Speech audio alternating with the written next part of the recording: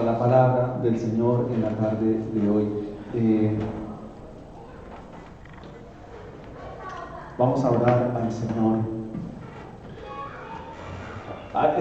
Hermano José Luis, no sé si quiere venir y orar al Señor. Usted se fue rápido. Venga, hermano, y ora por nosotros en la tarde de hoy, ora por la palabra del Señor. Perdón, hermano, que lo tuve. Gracias, hermano, por su aprecio y su cariño, hermano. Bueno, mis amados hermanos, coloquemos todo en la mano del Señor, porque Dios es todo. Bendito Dios, Padre amado, la gloria, la honra y la alabanza te damos a ti, Padre hermoso, porque tú eres fiel, porque tu misericordia es para siempre. Bendito Dios. Señor, tú conoces, Señor, los fundamentos, Señor. Tú conoces todo lo que hay que hacer, todos los proyectos que están previstos, Señor, para cumplirse, Señor, a través del estudio de la palabra, Señor, a través de todo este trabajo que se hace, Señor, conforme a la voluntad tuya, conforme a tu palabra, Señor. Seas tú obrando, seas tú glorificándote, Señor, en esta tarde preciosa. Ayúdanos a todos, Señor, a abrir el entendimiento, Señor, de tus hijos, Señor, para que la palabra, Señor, que se expone, que se estudia en esta tarde, Señor, sea de gran bendición, Señor, para el crecimiento espiritual de cada uno de nosotros, porque todos estamos aprendiendo, Señor, a través de tu bendito poder, a través de tu bendita palabra. Oh bendito Dios, oh Padre de misericordia, gracias te damos, Señor. Gracias por mis hermanos, Señor, que están acá presentes, Señor. Gracias por lo que vas a hacer, Señor, en esta tarde, a través de tu palabra, Señor, porque tú nos enseñas, porque tú nos adiestras, Señor, a través de tus enseñanzas, Señor. Oh bendito Dios, gracias. Padre bendito, quiero colocar delante de ti, delante de tu presencia, Señor, aquellos hermanos, Señor, que están enfermos. Señor, tú eres el que tiene el poder y la gloria por siempre, Señor. Tuya es nuestra vida, Señor, tuya es la vida de tus hijos, Señor. Tú haces como tú quieres, Señor. Tú eres nuestro sanador, nuestro médico de cabecera, Padre bendito. Tú eres el que puedes hacer esa obra perfecta, esa obra poderosa, Señor, de sanidad, conforme a tu voluntad, porque es tu voluntad la que premia, Padre hermoso, y tu voluntad es agradable y perfecta, dice tu palabra. Gracias te damos, Señor, por este tiempo de estudio, por este tiempo de trabajo, Señor. Gracias por lo que se va a exponer en esta tarde, que sea de gran bendición para todos nosotros. Te damos gracias, Padre hermoso, en el nombre de Cristo Jesús. Amén. Gloria a Dios. Mi amado hermano. Gracias, pastor. Bien, vamos a leer el capítulo 5 del Evangelio de Job. Bien, hermanos, vamos a estar muy atentos a la palabra del Señor. Bien, capítulo 5. Bien, dice la escritura así: ahora pues, da voces, habrá quien te responda, ¿y a cuál de los santos te volverás? Es cierto que el necio lo mata la ira, y al codicioso lo consume la envidia. Yo he visto al necio que echaba raíces, y en la misma hora maldije su habitación. Sus hijos estarán lejos de la seguridad, en la puerta serán quebrantados, y no habrá quien los libre. Su mies comerán los hambrientos, y la sacarán de entre los espinos, y los sedientos beberán su hacienda. Porque la aflicción no sale del polvo, ni la molestia brota de la tierra.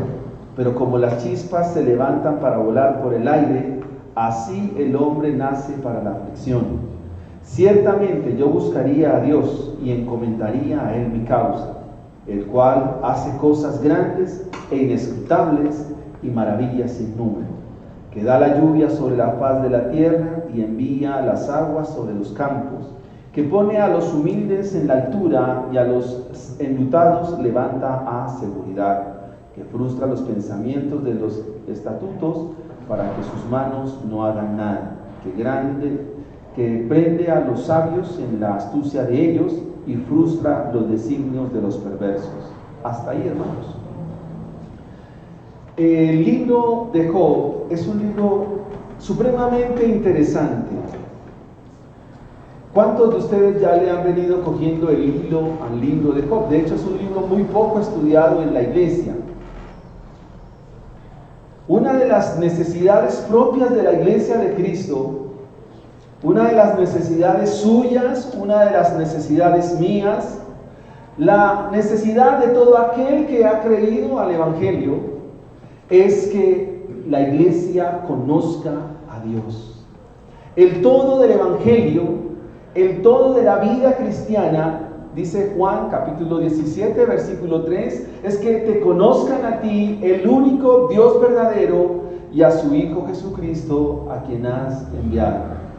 Parte de la solución a nuestra duda, parte de la solución a nuestra incertidumbre, parte de la solución a todo aquello que nos rodea, de lo cual no tenemos certeza, descansa en que cada uno de nosotros podamos conocer a Dios. Si conocemos más a Dios, entonces nuestra confianza en Él va a ser más plena y vendrá a nuestra vida un reposo evidente. Recordemos entonces que en el capítulo 4, Elifaz quiere dar una explicación al sufrimiento de Job. Y en el capítulo 4, mediante esa explicación que Elifaz quiere dar, él parte del presupuesto de su teología. Dicho de otra manera, o dando un ejemplo, en el siglo XVI de un modo se hablaba de la resurrección de los muertos. Cuando transcurren los siglos, entonces nos damos cuenta que la resurrección no es tanto como se planteaba en ese momento. De manera similar, Elifaz quiere dar una explicación teológica al sufrimiento partiendo de la teología de Elifaz. Es decir, él escucha a Job que está lamentándose acerca del día en que nació. No solo Elifaz, sino Bildad y Chofar lo escuchan y ellos quieren dar una explicación desde esa teología, desde esa concepción teológica que tiene Elifaz, y quiere dar una explicación al sufrimiento de Job. En esta sección, o en este capítulo 5, Elifaz hace un planteamiento muy teológico, muy profundo. Hace 8 días en la clase nos preguntábamos acerca de quién es Dios, y no sé cuántos hicieron la tarea, porque ya no podemos responder al carácter de Dios como omnipotente, como omnisciente, como autosuficiente, inmanente, trascendente, sino que Job en su libro y Elifaz a través de este capítulo 5 nos va a mostrar cosas del carácter de Dios que es posible que usted no conozca. Y por eso es el sentido de crecer y ser edificados en el conocimiento de Dios y de las Sagradas Escrituras. El título que he tomado para el sermón lo encuentran en el versículo 27, la parte B. Óyelo y conócelo, tú para tu provecho. Ese es el título del sermón. Óyelo y conócelo para tu provecho. Es la recomendación de Elifaz para Job. Óyelo, conócelo para tu provecho. Y yo les pregunto, ¿habrá algún provecho en oír a Dios? ¿Será de provecho oír a Dios, oír a Cristo, oír su palabra? ¿Será de provecho? ¿Qué dicen ustedes? Por supuesto. ¿Conocer a Dios será de provecho para la iglesia? Hemos introducido que ese es el todo del Evangelio, pero no conocerlo de manera intelectual, no conocerlo de manera externa, o de oídas, como el libro nos va a decir, sino que las verdades del Evangelio, la verdad de la Biblia, pueda en nosotros ser encarnada. Es decir, que todo lo que conocemos de Dios pueda ser llevado a la práctica. Así que en 3 grandes enseñanzas vamos a mirar cómo debemos oírlo y conocer a Dios para que sea de nuestro provecho. En primera instancia, desde el versículo 1 al versículo 7, vamos a conocer a Dios desde su justicia imprecatoria. Desde su justicia imprecatoria. Tácitamente la justicia se define como darle a cada hombre lo que se merece. Pero como Elifaz está hablando desde su postura teológica, está hablando desde su pensamiento teológico, desde el versículo 1 al versículo 7 va a echar mano de la imprecación, es decir, una manera solemne de ver el sufrimiento y la paga de éste con razón de su pensamiento. Ahora ustedes pudieran preguntarse, y hermano, ¿qué significa la imprecación? ¿Qué son esas oraciones imprecatorias? En los libros sapienciales y en el contexto de los hebreos, la imprecación significaba pedir a Dios de manera solemne y de manera religiosa, pedir a Dios o desear mal para los enemigos. Voy a darles un ejemplo. El pastor Fernando Mosquera, un pastor conocido en el seminario de Medellín, él dice que en cierta ocasión él estaba en su apartamento y comenzó a tener deseos imprecatorios, porque de vecinos tenía unas personas que tenían la música muy alta, y una de las maneras imprecatorias que él presentaba, dice que él rogó a Dios y dijo estas palabras: Señor, que se le queme ese equipo de sonido. Eso es una oración imprecatoria. ¿De qué se ríen, muchachos? ¿Tienen vecinos? Siempre hay vecinos ruidosos. Dijo, pero la segunda oración que hice a Dios todavía fue mucho más pecaminosa. Señor, que se vaya la luz. Porque no soportaba el ruido de los vecinos. Y eso es lo que Elifaz nos presenta de manera imprecatoria. Nos presenta una justicia imprecatoria. Miren lo que dice: ahora pues, da voces, ¿habrá quien te responda? Job está callado. Job está ¿en qué? En su situación de dolor. Recuerden que la situación de dolor está presente en la vida de Job. Elifaz está hablando y ahora le dice: ahora pues, da voces, ¿habrá quien te responda? ¿A cuál de los santos te volverás? Esta palabra santos es de mucho cuidado acá, porque si una persona va a compartir el evangelio, ¿en qué santos piensa? En los santos de la Iglesia Católica. Aquí la palabra tiene que ver más con ángeles. ¿A cuál de los ángeles te vas a volver? ¿A cuál de los ángeles te volverás? Y comienza a explicarle y comienza a indicarle qué pasa con el necio. Entonces Elifaz pide a Job que pueda dar voces. En medio de su discurso va a pedir que responda con la insinuación en su pregunta que a cuál de los dioses Job se habrá de volver. Ahora pues, da voces, habrá quien te responda, y a cuál de los ángeles te volverás. Y comienza a describir de manera imprecatoria la justicia correspondiente al necio. Y dice Elifaz: yo he visto al necio que echaba raíces. Está diciendo Elifaz que la necedad en la persona que vive de manera terca, de manera contraria, de manera tosuda, de manera arrogante, soberbia, es una persona que se anida. Y Elifaz está describiendo desde su punto de vista, está describiendo que el necio sabe echar raíces y que la necedad no es buena, que la necedad de plano es algo que lo lleva a uno a cometer pecado. Dice, es cierto que al necio lo mata la ira. Ese es el planteamiento de Elifaz. Ahora describe al codicioso, describe al necio y ahora describe al codicioso. Y al codicioso dice que lo consume la envidia, porque el deseo del codicioso, el deseo del que codicia es eso, el apetito pecaminoso por obtener lo de los demás.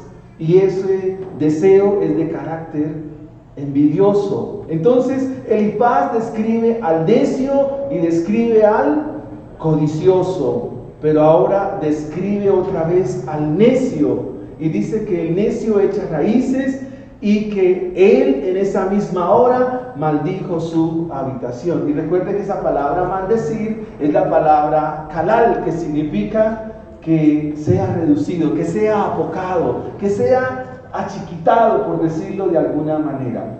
Ahora la pregunta es, ¿y por qué le está diciendo esto a Job? ¿Por qué creen ustedes que le está diciendo estos parámetros del necio, estos parámetros del codicioso, estos parámetros de la persona que está ahí escuchándole Job? ¿Por qué? ¿Acaso Job había caído en necedad? ¿Acaso Job había caído en codicia? ¿O realmente Job es un hombre recto, perfecto, temeroso de Dios y apartado del mal? Recuerden que Elifaz está tratando de dar una explicación al sufrimiento. Elifaz está dando una explicación a esa situación que está viviendo Job. Y en el versículo 4 todavía es más contundente, porque dice que sus hijos estén lejos de seguridad. ¿Qué está deseando Elifaz? ¿O cómo está describiendo a los necios, a los inicuos, a los malvados? ¿Cómo describe ahora a sus hijos? Que para ellos no haya seguridad, que nadie le cuide los hijos de esas personas. Que en la puerta sean quebrantados y que nadie los libre. Estamos viendo que la imprecación en cuanto a la justicia está refiriendo unas consecuencias para el que es necio, unas consecuencias para el que es impío, unas consecuencias para el que es codicioso. ¿Y cuáles son esas consecuencias? Que sus hijos estén lejos, que para los hijos de todos los necios, para los hijos de los inicuos, sus hijos no estén seguros, que sean quebrantados, que no haya quien los libre y no haya quien los defienda. ¿Está bien el presupuesto de Elifaz? De alguna manera Elifaz tiene un presupuesto para hablar acerca de lo que es consecuente respecto de la misma justicia.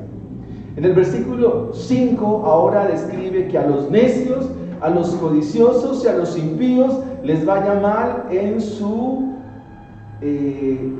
asistencia alimentaria. Dice que su mies se la coman los hambrientos. Algo así como que a los necios, a los codiciosos, a los impíos se les acabe el mercado. Está diciendo en el versículo, en la parte siguiente de la coma, dice, y la sacarán de entre los espinos y los sedientos beban su hacienda. Algo así como que usted tenga reservas de agua en su casa, ese día se fue el agua y el deseo de otra persona es que se acabe el agua, que no haya agua para los necios, para los codiciosos, para los impíos. Y en el versículo 6 dice, porque la aflicción no sale del polvo, ni la molestia brota de la tierra. Está haciendo un contraste entre lo que nos muestra como el deseo de todo aquel que es codicioso, el deseo de aquel que sufre, de aquel que codicia, el que es necio, versus las consecuencias. Y ahora nos presenta la idea de que si el sufrimiento viene, entonces eso tiene que tener una causa.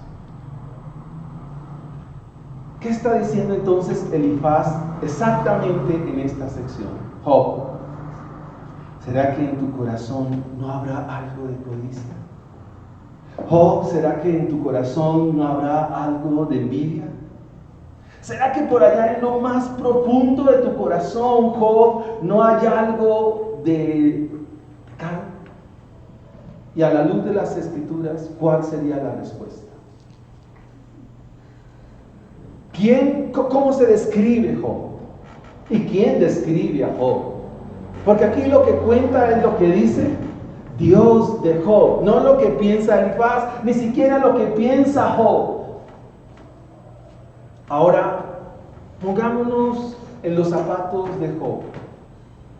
¿Será que en sus corazones hay algo de codicia? ¿Será que en nuestros corazones hay algo de envidia? ¿Será que en nuestros corazones hay algo de deseo pecaminoso? Porque si es así, la teología de Elifaz se aplica perfectamente a nuestra vida. No para Job. Pero es probable que esta teología sí se aplique para nosotros. ¿Por qué? Porque lo más probable es que esta semana no hayamos vivido tan justamente. Es probable que esta semana no hayamos vivido tan correctamente delante de Dios. Es probable que esta semana no hayamos vivido de manera recta delante de los ojos de Dios. Es decir, que esta semana nuestra vida no ha sido tan santa. O sea que la teología de Elifaz se aplicaría perfectamente a nosotros. Sin embargo, la teología de Elifaz plantea que las consecuencias en ese momento son para el que peca, y el que peca debe pagar. Y me ajusto a lo que leía Marquitos cuando dice que Dios no ha pagado conforme a nuestra iniquidad. Dios no ha pagado conforme a nuestra maldad. En nosotros sí, pero en Job no. Así que si Dios no ha pagado conforme a lo que hemos hecho en esta semana, tenemos un motivo para arrepentirnos en la tarde de hoy y para que nuestra oración al final sea: Señor, ayúdanos. Ayúdanos a vivir para ti. Porque hay un modelo y un referente al cual mirar. No es Job, el modelo es Jesucristo, el Hijo de Dios. Entonces, escuchar a Dios, oírlo, conocerlo para nuestro provecho desde la justicia imprecatoria tiene mucha validez. ¿Por qué? Porque Dios tiene misericordia de nosotros y no ha pagado conforme a nuestra maldad. En segunda instancia, podemos ver y escuchar a Dios, conocer a Dios, y será de nuestro provecho si lo entendemos desde su abrigo divino, que es mi segundo punto, desde su abrigo divino. Conocer a Dios, escucharlo será de nuestro provecho si lo entendemos o si lo vemos desde la justicia imprecatoria, ahora desde su abrigo divino. Versículo 8. Le dice entonces Elifaz a Job: ciertamente yo buscaría a Dios. Recuerden, Elifaz, ¿qué está explicando? Brandon, ¿qué está explicando Elifaz? Que primeramente tiene que buscar a Dios. ¿Qué está explicándole Elifaz a Job? Elifaz está tratando de explicar por qué razón sufre Job. No se les olvide eso. Elifaz está diciendo: Job, tu sufrimiento puede tener, en la primera sección, puede haber por allá algo de necesidad, no mucho, Job, pero un poquito. Ahora le dice: bueno, Job, yo buscaría a Dios. La pregunta es: ¿Job buscaba a Dios? ¿Sí o no? ¿Cómo sabemos eso? Por el capítulo 1, Nico, ¿qué dice? Se levantaba de mañana y ofrecía. Exacto, muy bien. O sea, Job sí buscaba a Dios. Luego, ¿qué está tratando de explicar Elifaz? Bueno, Job, tu sufrimiento hay que ponerlo ahora en las manos de ¿quién? De Dios. Ciertamente yo buscaría a Dios y encomendaría a Él mi causa. Versículo 9. El cual hace cosas grandes y inescrutables.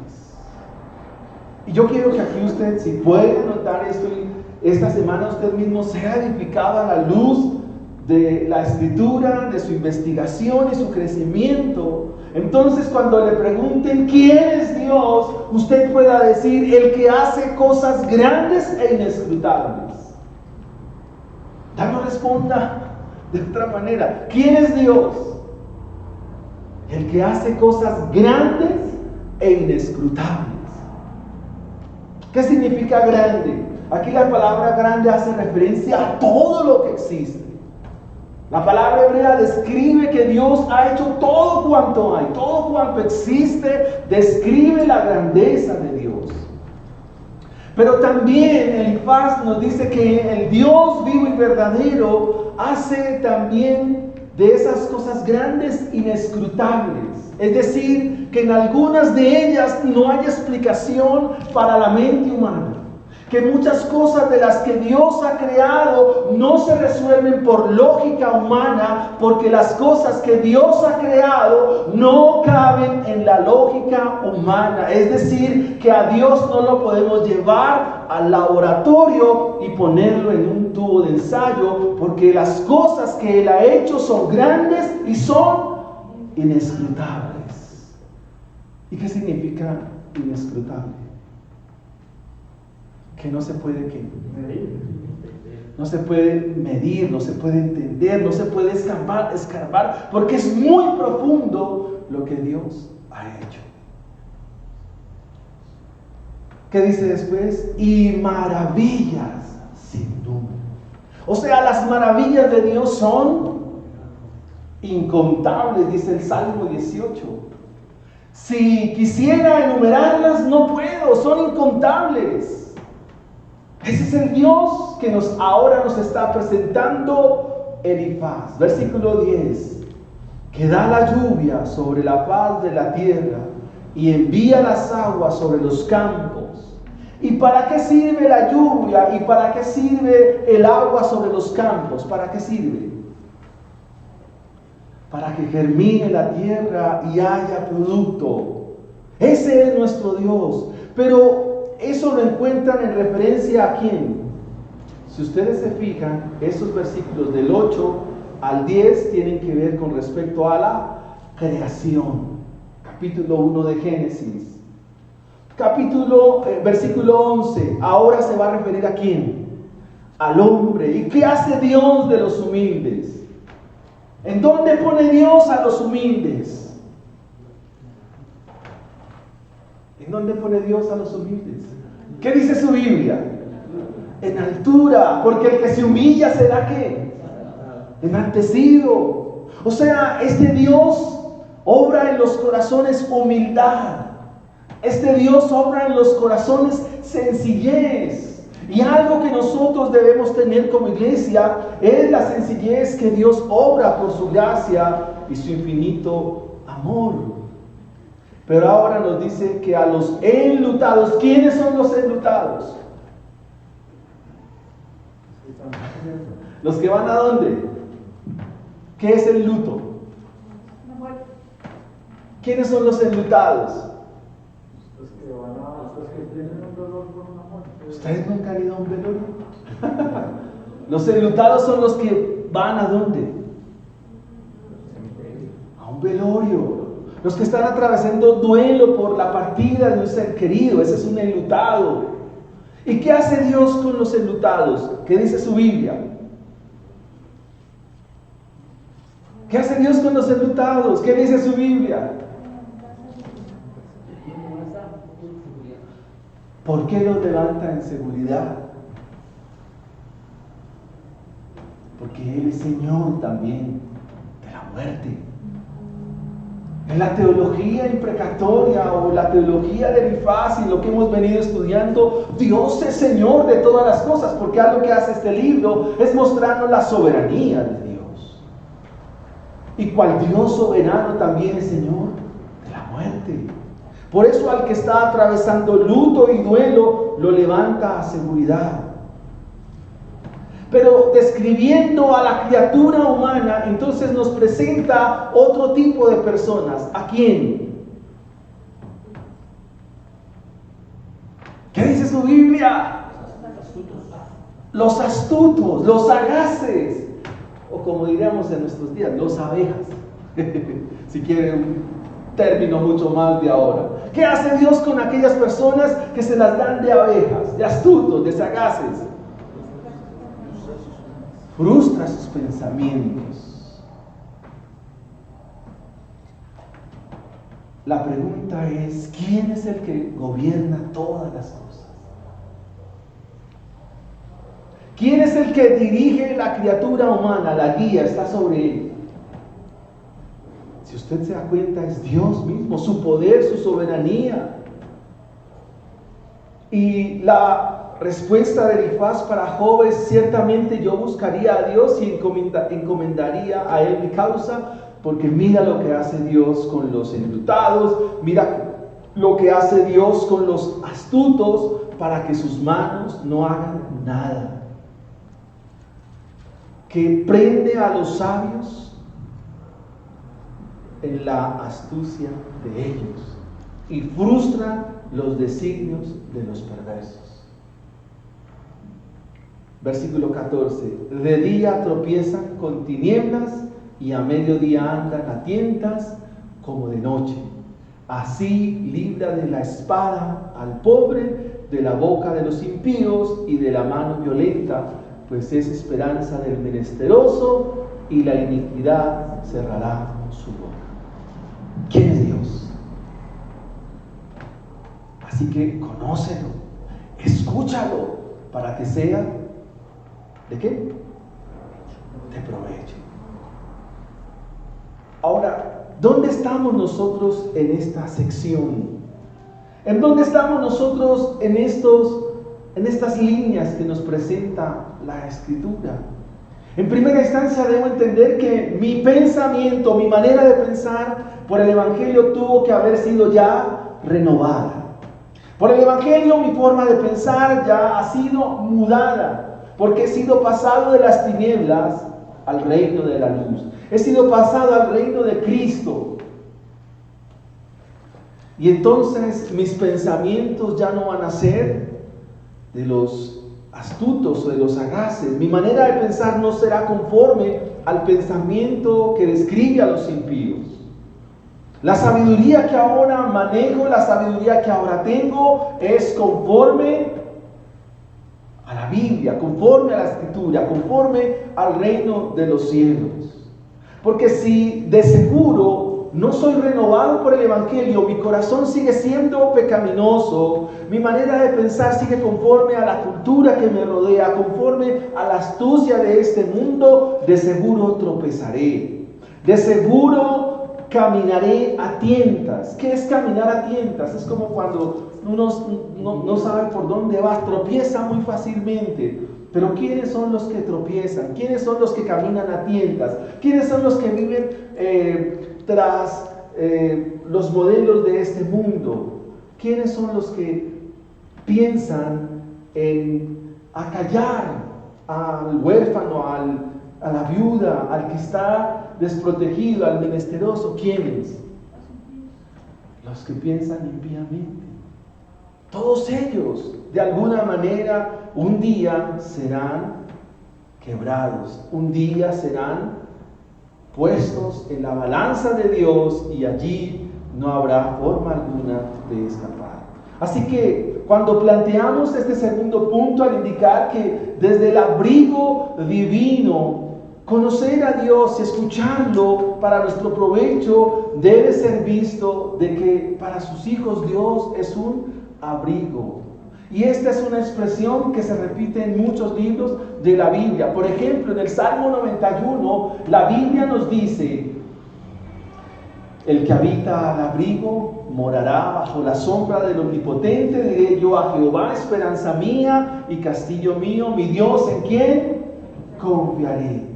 El libro de Ruth, que dice que cuando Ruth la moabita llega con Noemí, allí se le dice: ustedes han venido para refugiarse bajo las alas de Dios. Pero ¿quiénes se pueden refugiar bajo las alas de Dios? Todos aquellos que han puesto su confianza, su esperanza y su fe en Cristo Jesús. De no ser así, entonces, Elifaz nos cuenta por medio de esta sección, desde el versículo 8 al versículo 15, que un día vendrá espada, que un día vendrá juicio. Y él piensa que es inmediatamente, pero pues la imprecación ya a la luz de las Escrituras nos va a mostrar que el Señor responde: mía es la venganza, yo pagaré. Esto nos lleva a nuestra tercera enseñanza, desde el versículo 17 al versículo 27. Dice el versículo 17: He aquí, bienaventurado es el hombre a quien Dios castiga. Por tanto, no menosprecies la corrección del Todopoderoso. Y hemos visto desde su justicia imprecatoria, hemos visto desde su abrigo divino, y ahora vamos a ver desde su bienaventurada disciplina. Desde la bienaventurada disciplina de Dios. Elifaz cree que Job está siendo ¿qué? Disciplinado. Pregunto, ¿y qué pecado había cometido Job? ¿Cuál es la respuesta? Bueno, Job nace como todos los mortales en esta tierra, bajo pecado. Pero su vida, por la gracia de Dios, por la obra del Señor en su vida, lo hace ahora un hombre justo. Aparentemente se modifica un poco la explicación de Elifaz. Ahora, ¿cuándo un creyente, cuándo un hijo de Dios merece ser disciplinado? Cuando se está equivocando. ¿Cuándo más un hijo de Dios merece ser disciplinado? Bien, si le preguntamos al papá, ¿cuándo sus hijos merecen disciplina, Wilcito? Cuando han transgredido una orden que uno les ha dejado. Cuando se ha transgredido una norma que se ha establecido. Ustedes esta semana entrarán en sus discipulados en casa al capítulo 3 de Génesis. ¿Qué pasó cuando Adán y Eva pecaron? ¿Qué obró Dios exactamente?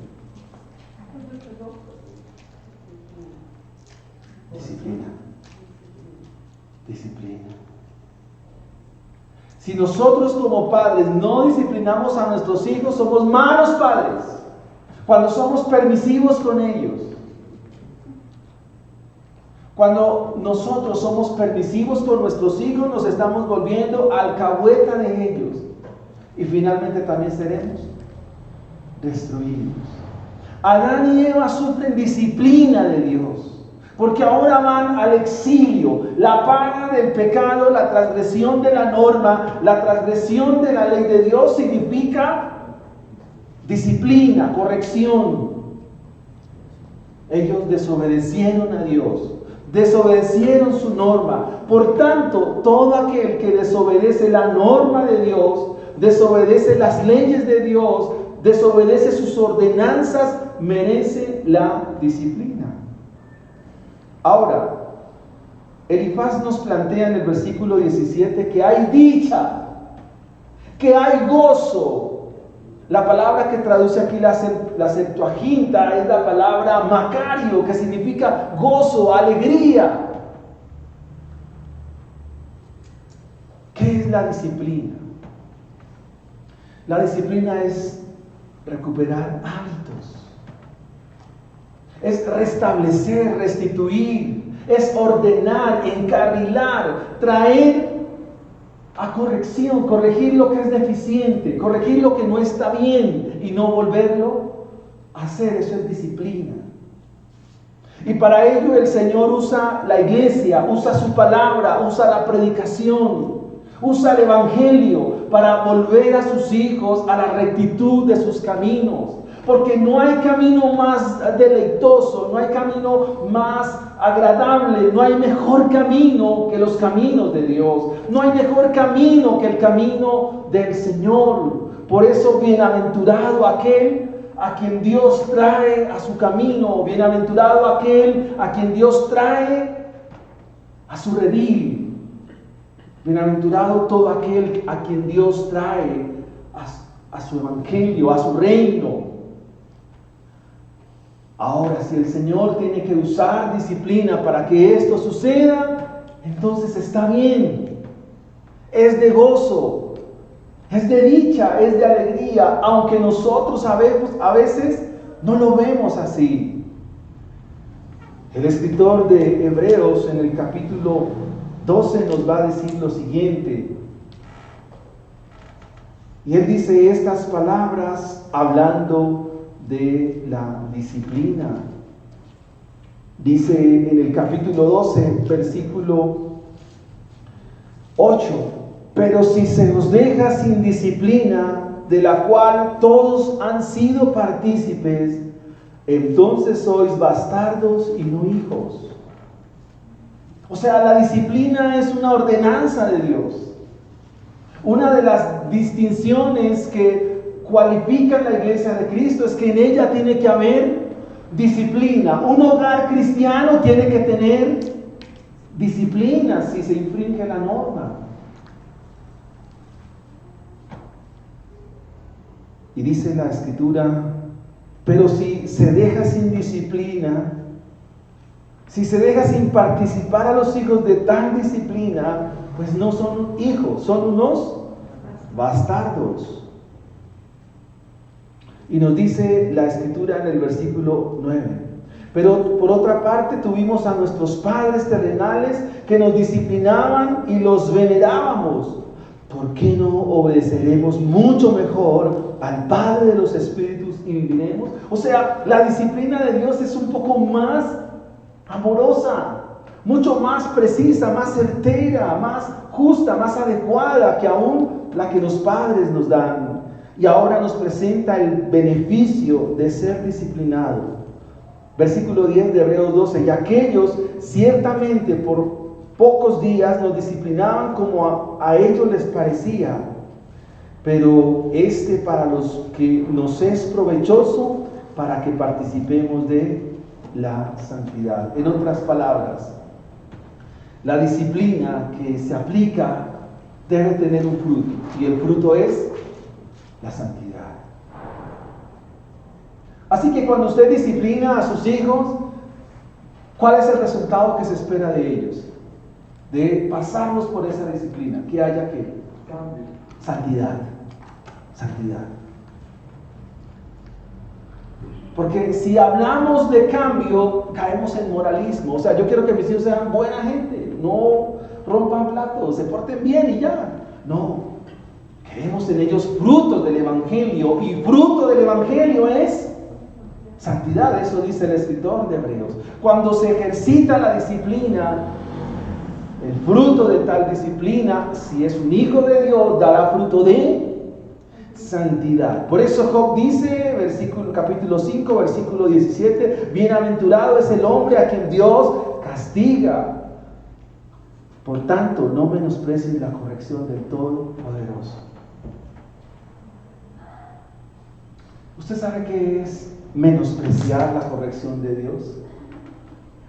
¿Usted sabe el problema en el cual Elifaz nos está poniendo? ¿Usted sabe la dimensión de lo que Elifaz está diciendo acá? El único o los únicos que menosprecian la disciplina de Dios, la corrección de Dios, son los que van camino del infierno. Pero aquellos a quienes Dios los llama y los corrige, ellos disfrutan la corrección de Dios. ¿Corrigió Dios a algunos hombres en la Biblia? Sí. Un caso es David. ¿Lo recuerdan ustedes? El Señor llama a David, le dice: David, te voy a corregir. Voy a darte 3 opciones, David. ¿Recuerdan la primera opción cuál fue?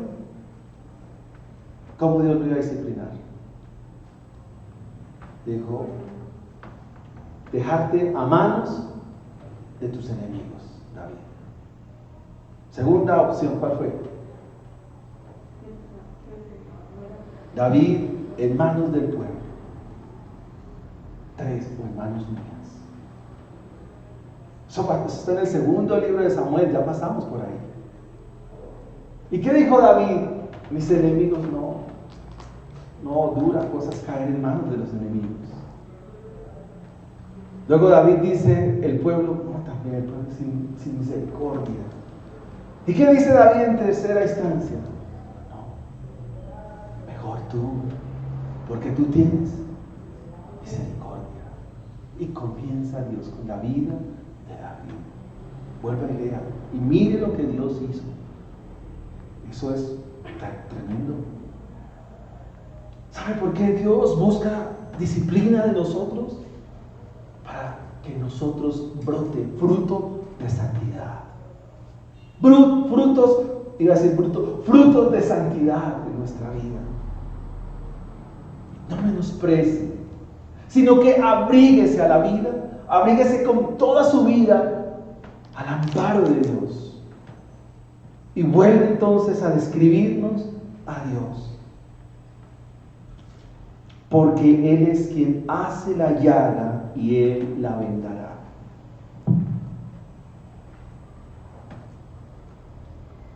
¿Cuántos de ustedes vienen atravesando momentos difíciles en su vida?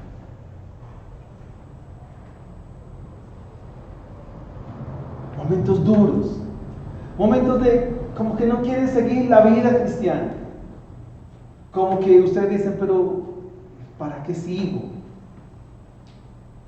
Entiende que Dios nos está pasando por un momento el cual terminará o redundará en fruto de santidad y fruto de bendición y provecho para su vida.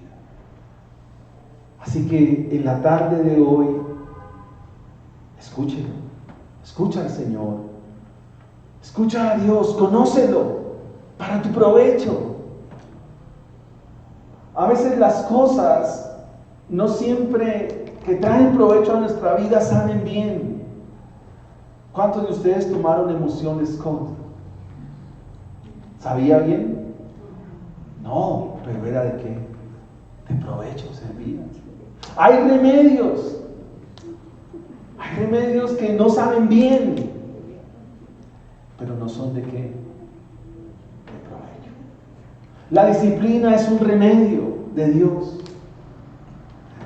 y Él tiene que obrarlo.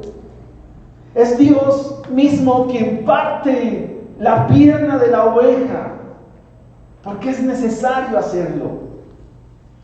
Es necesario partirle la pierna a la oveja, es necesario. Pero es el mismo pastor quien la venda y quien la carga. No menosprecie la reprensión del Señor, porque Él sabe lo que hace y lo hace bien. Él hiere, pero sus manos curan. Así que si estás en un momento no gustoso, no fácil, abandónate a Dios, porque es provisión de Dios. Confía en Él y Él hará, porque Él hiere. No está diciendo que las personas hieren, sí, pero Él está diciendo que es Dios quien lo obra y sus manos son las que curan. El 6 nos habla de lo que es imperfecto o lo que está sin acabar, sin terminar. En 6 tribulaciones te librará, pero en la 7ª no te tocará el mal.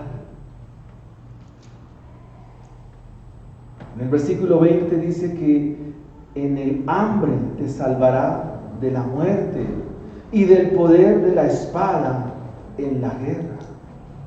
Del azote de la lengua serás encubierto. No temerás la destrucción cuando viniere. Está hablando de circunstancias contrarias para nuestra vida, circunstancias no fáciles para nuestra vida, momentos que no queremos que vengan a nuestra vida porque no son fáciles.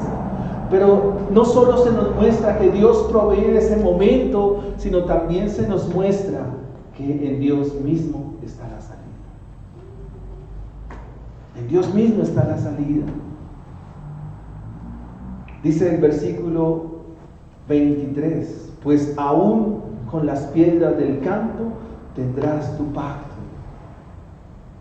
Es decir, que en el pensamiento de aquel entonces, el tener piedras era una manera de representar lo que estaba viviendo. En el pensamiento hebreo, tener las piedras a nuestro alrededor era sinónimo y muestra de expresar lo que como hombre estaba viviendo. A veces las piedras se dejaban como señal de lo que estaba atravesando o de lo que Dios hizo. Versículo 24, sabrás que hay paz en tu tienda, visitará tu morada y nada te faltará. Elifaz es correcto en lo que está diciendo. Está dando respuesta a algo que obra el sufrimiento, pero también desde ese sufrimiento se presenta la salida, y desde la salida ahora se nos presenta el concepto de paz. Aquí está diciendo paz en tu tienda. Si quiere hacer transferencia hermenéutica, entonces diga paz en tu casa, paz donde vives, paz donde te encuentras, paz donde moras. Y que Dios visitará tu morada y nada te faltará. ¿Cómo Dios visita nuestra morada? Por medio de los momentos que no queremos que vengan a nuestra vida. Versículo 25, asimismo echarás de ver que tu descendencia es mucha y tu prole como la hierba de la tierra. Vendrás en la vejez a la sepultura como la gavilla de trigo que se recoge a su tiempo. He aquí lo que hemos inquirido, lo cual es así. Óyelo y conócelo tú para tu provecho.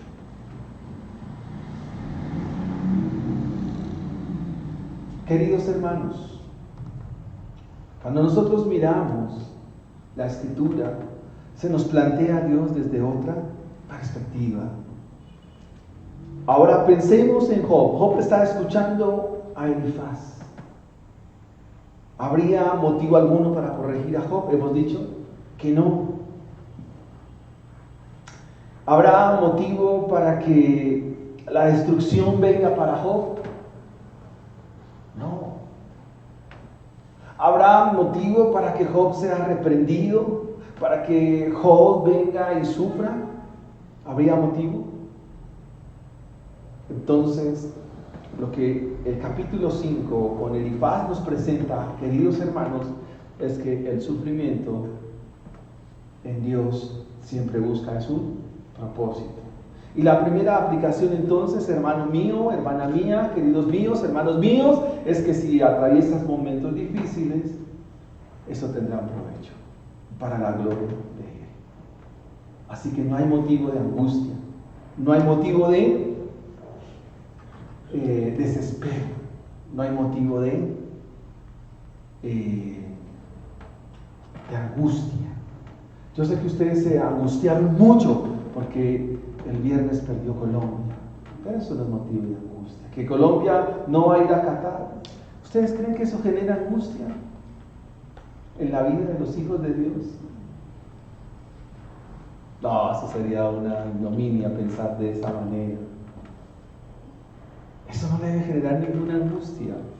Angústiese no conocer a Dios, angustie no saber sus propósitos, angústiese no tener un propósito dentro de la iglesia. Segunda aplicación, En cuanto al propósito del sufrimiento, el libro de Job ofrece varias sugerencias, pero que ninguna se aplican a Job. ¿Se aplican a quién? A los lectores, a quienes se les presenta esta historia. Es decir, que el sufrimiento tiene que ver muchísimo con ustedes. Cada exposición de la palabra de Dios va a confrontar nuestra vida y nuestra vida debe ser presentada ante el Evangelio. ¿De qué manera? Pensemos allá de mi hermano Freddy, algo que genere angustia, que no deje dormir, que diga, ah, Dios mío, ¿qué voy a hacer? ¿Qué podría hacer, Fredito?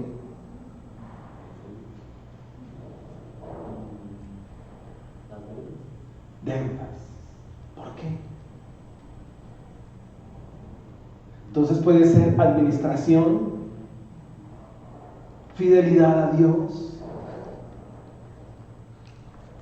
de pronto algo inesperado que no sabía y me tocó un impasse y me desacomodaron el presupuesto. ¿Y cómo resolver eso? En Dios está la salida. Luisito, algo que diga, no, Dios mío, ¿qué voy a hacer? La salud. La salud de los miembros de la familia. O de la de uno propio. ¿Qué hacer? Pues la palabra enseña que eres nuestro sanador. Y pues si estamos en las manos del Señor, si es posible que en la oración Dios nos puede mostrar a través de la palabra que la enfermedad puede venir a través de él. Y eso es para que lo que dice aquí nos lleve a una santidad. O puede ser una enfermedad congénita de familia y tal vez no haya nada que hacer. Si vivimos, vivimos para Cristo y si morimos, morimos para Cristo. Ok. Ante la enfermedad, también la respuesta está en Dios. Y hay que confiar.